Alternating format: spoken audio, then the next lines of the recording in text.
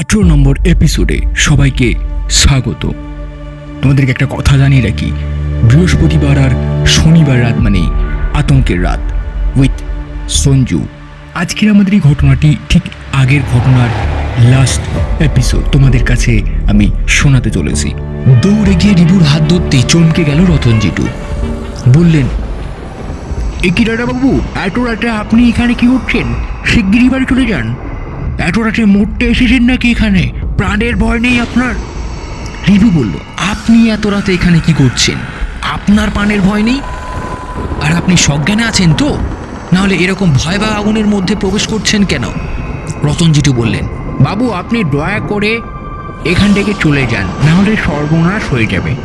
দূরে দেখল একটা বাচ্চা মেয়ে রাজবাড়ির ভেতরে ঢুকছে।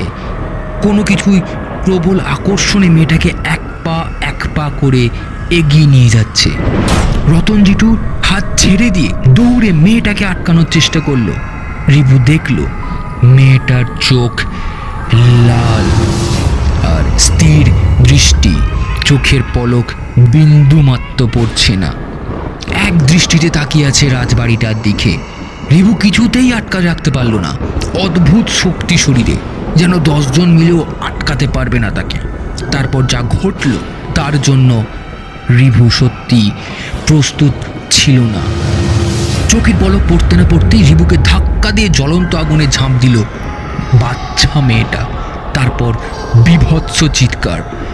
এত তাড়াতাড়ি সব ঘটে গেল যে রিবু নিজের চোখে বিশ্বাস করতে পারল না। রিবু অসহায়ের মতো নির্বিকায় বসে রইল। জীবনে প্রথমবার এরকম ব্যর্থতা, এত চেষ্টা করেও কিছু করতে পারল না। কতক্ষণ বসেছিল ঠিক নেই। হঠাৎ দেখলো রতনজিটু সামনে দাঁড়িয়ে। রিবু তখনও নির্বিকার, একটা ঘোরের মধ্যে আছে। জেঠু একবার কাঁধে হাত দিয়ে ঝাঁকাতেই রিবুর হুঁশ ফিরে বলল। রিবু তাকিয়ে দেখলো রাজবাড়িটা আবার আগের মতন হয়ে গেছে। একটু আগেই তো রাজবাড়িতে বীভৎস আগুন লেগেছিল, তা বোঝার বিন্দুমাত্র উপায় নেই।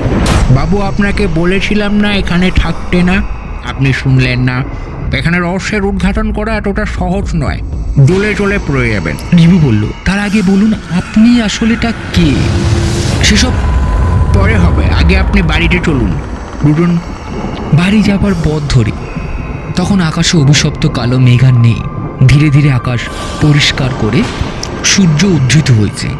রিবু বাড়িতে যেতেই, কিরে তুই এত তাড়াতাড়ি উঠে পড়লি? এখন তোর শরীরটা কেমন লাগছে? অনিমেষ বলল, ভালো। সারা রাত কোথায় ছিলি তুই? রিবু বলল, এক রাতেই আমার সব ধারণা গোলমাল হয়ে গেল। মানে কি হয়েছে? রতনজিটু বলল, আমি সব বলছি। কি করে রাজবাড়িতে আগুন লেগেছিল সেসব তো জানেনি, কিন্তু তার বাইরেও আছে অনেক কিছুটা আপনারা জানেন। রাজবাড়িটা একটা অভিশপ্ত রাজবাড়ি। যেদিন রাজবাড়িতে আগুন লেগেছিল সেই দিন কয়েকজন প্রহরী ছাড়া আর কোনো প্রজা সাহায্য করতে আসেনি, বরং রাজমহল সেটা পালিয়েছিল। তারপর থেকেই রাজবাড়ি অভিশাপ লেগেছিল এই গ্রামে। যেহেতু তার প্রাণের প্রিয় মেয়ে মারা গিয়েছিল, তাই ওই বয়সী কোনো মেয়েই এই গ্রামে জীবিত থাকে না। রোহিণী যেভাবে মারা গিয়েছিল ঠিক সেইভাবেই প্রত্যেক বাচ্চাকে মেরে আনন্দ পায় রাজা প্রতাপদিত্য। আর ওদের আত্মা এখনো মুক্তি পায়নি, এক প্রতিশোধের খেলায় মেতে উঠেছে। আচ্ছা, আপনি কি করে জানলেন এত কিছু? অনিমেষ প্রশ্ন করল। আমার বাবা এই রাজবাড়ির রাঁধুনি ছিলেন, সেই সূত্রে আমি সব শুনেছি। আমার অনুষ্ঠান নেই বাবু, প্রত্যেক অমাবস্যায় যে বাচ্চাগুলো আগুনে পুড়ে মারা যায় তার ওই লাশকে রাজকুমারীর ঘরে এনে রাখতে হয়। আপনি বাচ্চাগুলোকে আটকাতে পারেন না? এই মরণ খেলায় কেন আপনি ওদের সহযোগিতা করছেন? জিটু বললেন, আমি ইচ্ছা করে করছি না। আমার নিজের মেয়েও তো প্রাণ গেছে ওই নরপিশাচের হাতে, আমারও মুক্তি নেই। এই গ্রাম ছেড়ে আমি কোথাও যেতে পারবো না বাবু। আমি কি চেষ্টা করিনি ভাবছেন? বহু চেষ্টা করেছি, কিন্তু পারিনি। আমাবস্যা তেজি শুরু হবার 7 দিন আগে থেকে রাজকুমারীর আত্মা 7 বছরের বাচ্চার মধ্যে প্রবেশ করে, আর মুহূর্তেই তার চোখ লাল হয়ে ওঠে, রক্ত জমার মতো টকটকে লাল হয়ে যায়। সেই বাচ্চার আর কোনো জোর থাকে না, রোহিণীর আত্মাটাকে পুরো নিয়ন্ত্রণ করে, হঠাৎ করে নিখোঁজ হয়ে যায়। রাজবাড়ির আশেপাশে ঘুরতে দেখা যায়, আর তারপর আমাবস্যা এলে তাকে আর আটকে রাখা যায় না, কোনো বাঁধনেই আটকে রাখতে পারে না। সব ছিন্ন করে জ্বলন্ত আগুনে ঝাঁপিয়ে প্রাণ ত্যাগ করেন। আজকে আপনিও চেষ্টা করলেন, পারলেন কি আটকাতে? বরং যে আটকাতে যায় তারও ক্ষতি হয়ে যায়।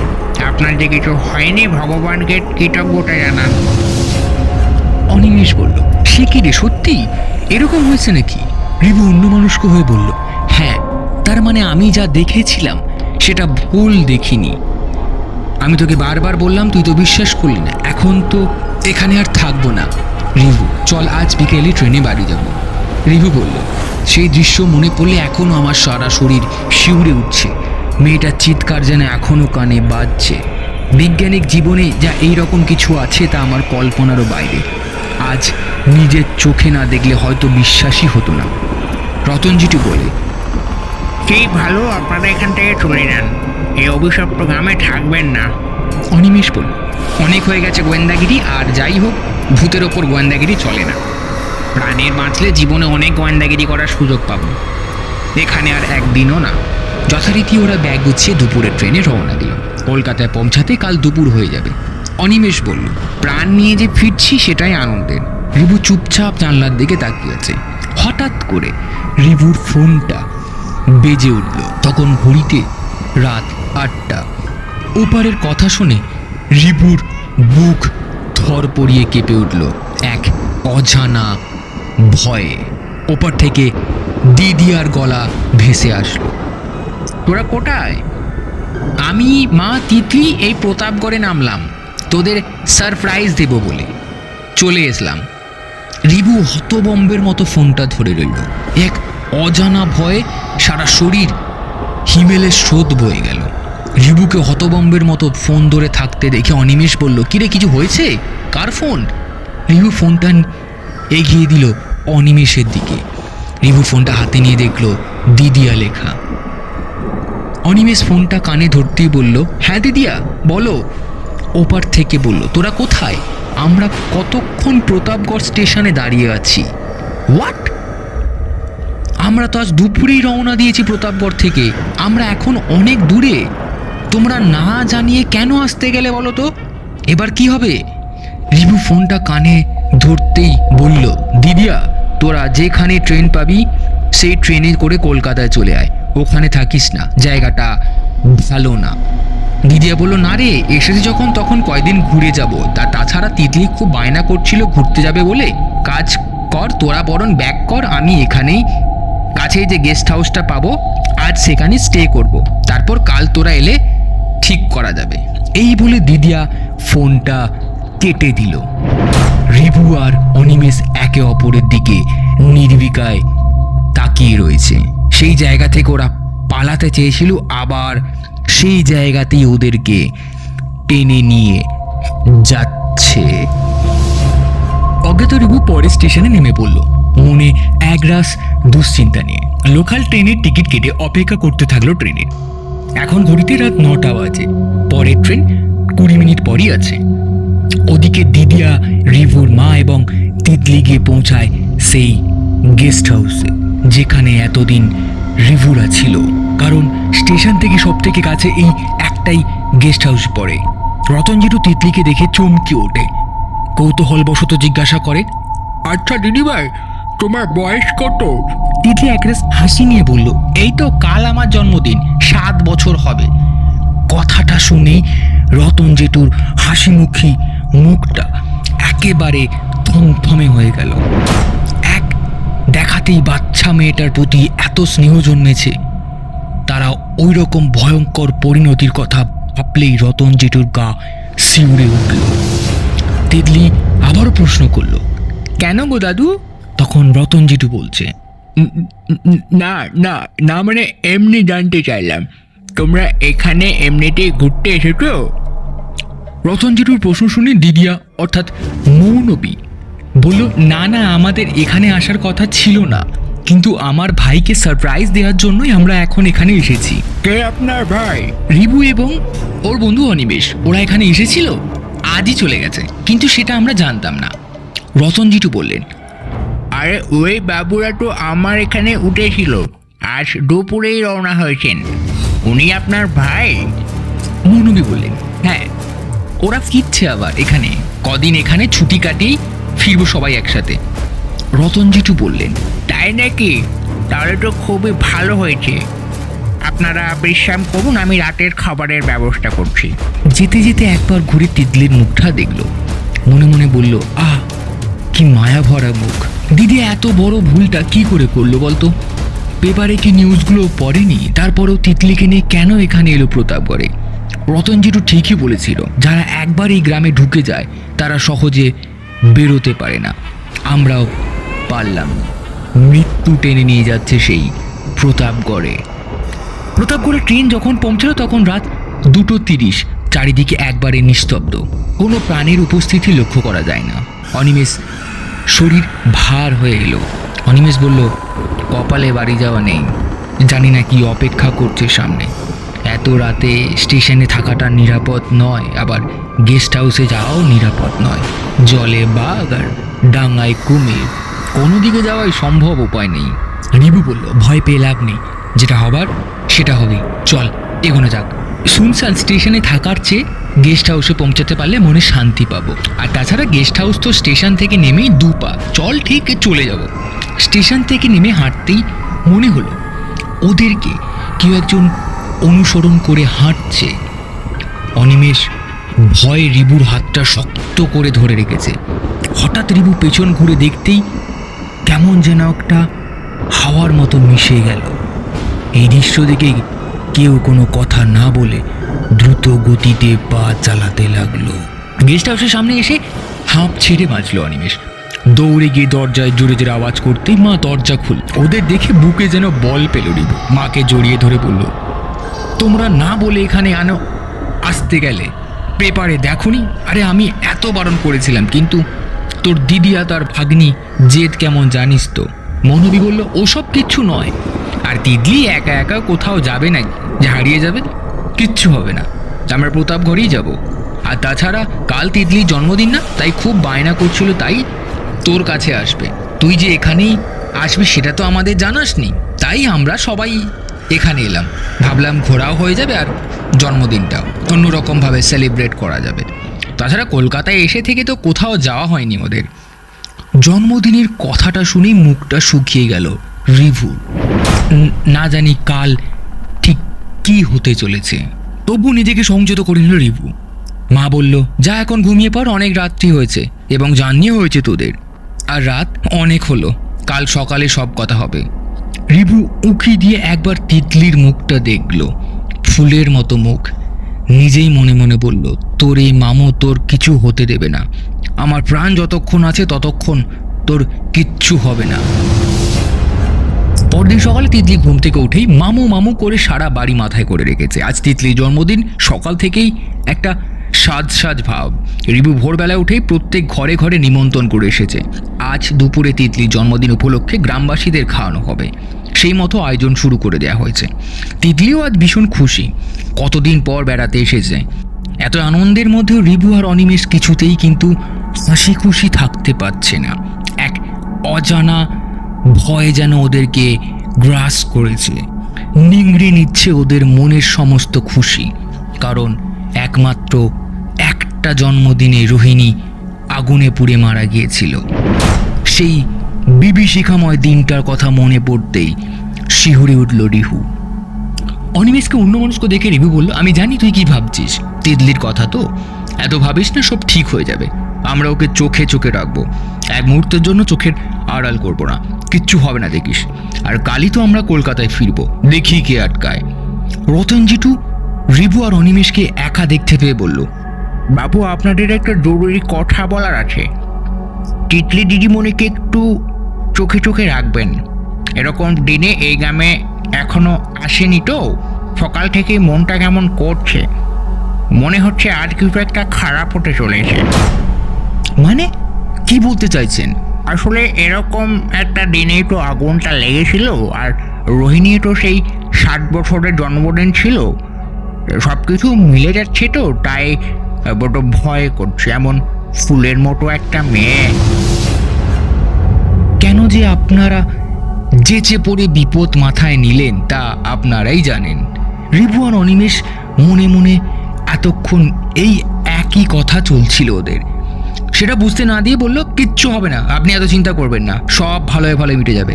আর কাল সকালেই তো আমরা কলকাতার জন্য বেরিয়ে পড়ব। ঠিক আছে বাবু, আপনারা যেটা ভালো মনে করবেন সেটাই করুন।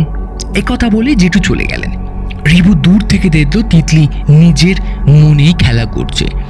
বেলা গড়িয়ে দুপুর হয়ে এসেছে। একে একে গ্রামের লোকজনরা আসতে গেস্ট হাউসে, কিন্তু তিতলিকে দেখা মাত্রই সবাই নিজেদের মধ্যে ফিসফিস করে কি সব যেন বলছে। রিভু আর কিছুই বুঝতে বাকি রইল না যে তারা কি বলছে। পরক্ষণেই যেটা ঘটলো তার জন্য বোধহয় ওরা কেউই প্রস্তুত ছিল না। রিভু দেখলো ওদের ঘর থেকে কুণ্ডুলি পাকিয়ে কালো ধোঁয়া বেরোচ্ছে। এদিকে রিভু এদিক ওদিক ভালো করে তাকিয়ে দেখলো তিতলি কোথাও নেই। রিভু আর অনিমেষ একে অপরের দিকে তাকিয়ে দৌড় লাগালো। ঘরের সামনে যেতেই দেখলো ঘরের পর্দাগুলো দাউ দাউ করে জ্বলছে, কিন্তু তিতলি নির্বিকায় চুপচাপ বসে আছে, যেন ওর ঘর থেকে বেরোনোর ইচ্ছাই নেই। রিভু লক্ষ্য করলো তিতলির চোখগুলো যেন জল জল করছে, মণিগুলো যেন রক্তের মতো লাল। এক মুহূর্ত দেরি না করে রিভু আর অনিমেষ দুজনে তিতলিকে কোলে তুলে নিয়ে বাইরে বেরিয়ে আসে। ততক্ষণে তিতলি অজ্ঞান হয়ে গেছে। মৌলবী মা সকলেই উদ্গ্রীব হয়ে ওঠে। হঠাৎ কি করে আগুন লাগলো কেউ জানে না, আর আগুন লাগার মতো কিছু ঘরে ছিলই না। আর তিতলি বা কখন ঘরের ভিতরে গেল? আগুন দেখে বসেছিলই বা কেন? এইসব প্রশ্ন সামনে ঘুরপাক খাচ্ছিল সকলের মাথায়। গ্রামের সকলের চোখে মুখে স্পষ্ট ভয় দেখা গেল। চোখে মুখে জল ছেটাতেই তিতলির চোখ মিলে যাইল। সঙ্গে সঙ্গে মৌলবী কোলে নিয়ে জড়িয়ে ধরে বলল, কি অঘটন আজ ঘটতো জানিস? কখন তুই ওরে গেলি, আর আগুন দেখে আমায় ডাকিসনি কেন? তিতলি এক পলক মায়ের দিকে তাকিয়ে রইল, যেন মৌলবীর কথাগুলো ওর কোনো কানেই যাচ্ছে না। রিভু বিষয়টাকে স্বাভাবিক করার জন্য বলল, চল কেক কাটবি তো, কত লোক অপেক্ষা করছে বলতো। কথাটা শোনা মাত্রই তিতলির চোখ মুছে এক অদ্ভুত খুশিতে ছড়িয়ে পড়ল। পরিস্থিতি স্বাভাবিক হয়, গ্রামের লোকেরা ভয়মুক্ত হয়। দুপুরে পেট ভরে সকলে খাবার খেয়ে যে যার ঘরে ফিরে। তিতলি আবার যেন কোনো অন্য মানুষকে হয়ে পড়ে নিজের মনে মনে হাঁটতে হাঁটতে ঘরে চলে যায়। রিভু মনে মনে বলল, আজকের দিনটা নিয়ে খুব চিন্তায় ছিলাম, সব কিছুই ভালোই ভালোই মিটে গেছে, আর তিতলিও ঠিক আছে, এটাই শান্তি। রতন জেঠুর কাছে বিষয়টা যেন স্বাভাবিক লাগলো না। সকলে খুশি দেখে আর কিছু বলল না, হয়তো সবটাই মনের ভুল। সন্ধ্যাবেলায় সকলে বাগানে আড্ডা দিচ্ছিল। তিতলি ঘরে ঘুমাচ্ছিল। রিবির কথা অনুযায়ী অনিমেষ তিতলিকে ডাকতে যায়, কিন্তু দরজার সামনে দাঁড়াতেই তিতলি দুহাত দিয়ে জন্মদিনের কেক খাচ্ছে। চোখে মুখে বদনে পুরো ভরে গেছে, যেন কতদিন কিছু খায়নি। এ যেন তিতলি নয়, অন্য কেউ। চোখ মুখের অদ্ভুত পরিবর্তন হতে থাকে তিতলির, যেন ওর মধ্যে অন্য কারো বাস। অনিমেষ চিৎকার করে ওঠে। ওই চিৎকার তিতলির হতমম্বের মতো কিছুক্ষণ তাকিয়ে থাকে, তারপর মূর্ছে যায়। ওদের চিৎকার শুনে সকলে ঘরের সামনে আসতেই দেখে তিতলি অজ্ঞান হয়ে পড়ে আছে। সারা মুখ হাত কেকে ক্রিম লেগে আছে। রিভু অনিমেষকে জিজ্ঞাসা করলো, তিতলি অজ্ঞান হয়ে গেল কি করে? আর এত বড় কেকটা তিতলি খেলো, কিন্তু ও তো কেক অতটা ভালোবাসে না। তাহলে রিভু কোলে করে তিতলিকে নিয়ে বিছানায় শুইয়ে দিল। চোখে মুখে জল দিতে ধীরে ধীরে চোখ খুললো তিতলি। তারপর নিজের হাতের দিকে তাকিয়ে বলল, মামু আমার হাতে ক্রিম লাগলো কি করে? রিভু বলল, ও কিছু না, কোনোভাবে হয়তো লেগে গেছে। তো শরীর খারাপ করছে? না মামু, আমি ঠিক আছি। দিদিয়া তিতলির কাছে এসে বসেই রইল। রিভু আর অনিমেষ বাইরে বেরিয়ে এলো। রিভুর দিকে তাকে অনিমেষ বলল, কিছুই তো গন্ডগোল আছে বুঝলি, যেটা আমরা বুঝতে পারছি না। আমি কি দেখেছি জানিস? আমি যখন ওর ঘরের সামনে গেলাম, তিতলি দু হাত দিয়ে কেক খাচ্ছে, যেন কতদিন কেক খায়নি। চোখ মুখ পুরো অন্যরকম লাগছিল। আমাদের তিতলি যেন এ নয়। এ দৃশ্য আমি চিৎকার করতেই তিতলি আমার দিকে তাকিয়ে অজ্ঞান হয়ে পড়ে গেল। বিষয়টা ঠিক ভালো ঠেকছে না। রিভু বলল, আমারও খুব খটকা লাগছে জানিস তো, কিছু তো যেন এখানে ঠিক নেই। তিতলিকে চোখে চোখে রাখতেই হবে। আর কাল সকালেই ট্রেনে আমরা কলকাতায় ফিরব। রাত তখন 1টা বাজে। রিবু তখনও জেগে বই পড়ছিল। বাইরে বেরিয়ে একবার তিতলির ঘরের দিকে তাকিয়ে দেখলো ঘরে আরও জ্বলছে না। মনে মনে বলল, তার মানে ওরা ঘুমিয়ে গেছে, যাই আমিও শুয়ে পড়ি, কাল ভোরেই উঠতে হবে। কিন্তু কেউ যেন ওই অপেক্ষাটাই করছিল। রিবু ঘুমিয়ে পড়তেই দিদিয়া ঘর খুলে বেরিয়ে আসে। তিতলি কি বিভৎস দেখতে, চোখ ঠিকরে বেরিয়ে আসছে, সারা শরীরে পোড়ার দাগ, চুল এলোমেলো, ছোট ছোট পায়ে অন্ধকারের মধ্যে মিলিয়ে গেল। ধন্যবাদ বন্ধুরা এতক্ষণ পর্যন্ত আমাদের গল্পটা শোনার জন্য। আশা করি তোমাদের ভালো লেগেছে। কোন জিনিসটা ভালো লেগেছে তোমরা অবশ্যই আমাকে কমেন্ট করে জানাবে। আর যারা যারা এই গল্পটা শুনতে ভালোবাসে তো তোমরা প্লিজ তাদের কাছে তোমরা এই ভিডিওটা পাঠিও। আসি আবার একটা পরে নতুন এপিসোড নিয়ে। তো ততক্ষণ পর্যন্ত সবাই ভালো থাকবেন, সুস্থ থাকবেন।